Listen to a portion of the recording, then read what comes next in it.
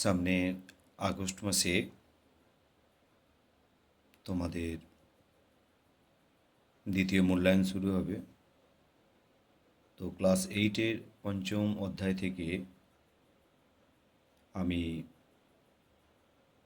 সংক্ষিপ্ত প্রশ্নের পত্র তৈরি করেছি। তো আশা করি এগুলো যদি তোমরা প্র্যাকটিস করো তাহলে তোমাদের অনেক কাজে লাগবে। প্রতিটা প্রশ্নপত্রের সঙ্গে আমি পেজ নাম্বার লিখে দিয়েছি, অর্থাৎ তোমাদের যে টেক্সট বই আছে ওই বইতে উত্তরগুলো পেয়ে যাবে। একের প্রশ্ন আছে, মধ্যবিত্ত কারা? দেখো উত্তরটা তোমাদের টেক্সট বইয়ের 77 পাতায় আছে। আর্থিক সচ্ছলতার ক্ষেত্রে যারা মাঝামাঝি স্তরে থাকেন সাধারণভাবে তাদেরকে মধ্যবিত্ত বলা হয়। হিন্দু সম্প্রদায়ভুক্ত উচ্চবর্ণের ওই মধ্যবিত্তদের ব্রিটিশ ভারতে ভদ্রলোক বলে উল্লেখ করা হতো।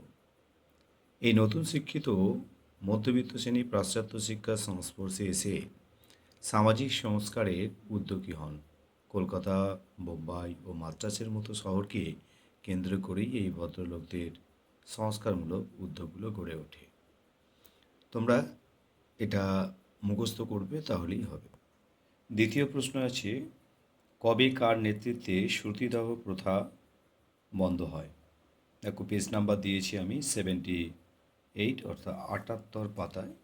দেখো এখানে তোমরা করবে 19 শতক থেকে। দেখো এখানে লেখা আছে 19 শতক।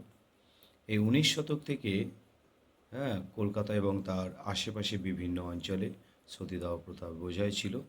ওখান থেকে শুরু করে তোমরা চলে আসবে সতীদাহ প্রথা বন্ধ করেন।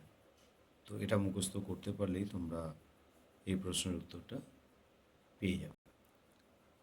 3 নম্বর প্রশ্ন আছে, নব্যবঙ্গ বা ইয়াং বেঙ্গল কারা এবং তাদের কাজ কী ছিল?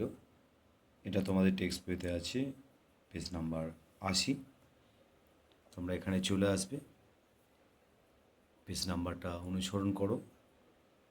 হেনরি লুই ভিভিয়ান টিরোজিও ছিলেন কলকাতা হিন্দু কলেজের শিক্ষক। তিনি তার ছাত্রদের মধ্যে স্বাধীন চিন্তাভাবনার বিকাশ ঘটাতে সাহায্য করেছিলেন।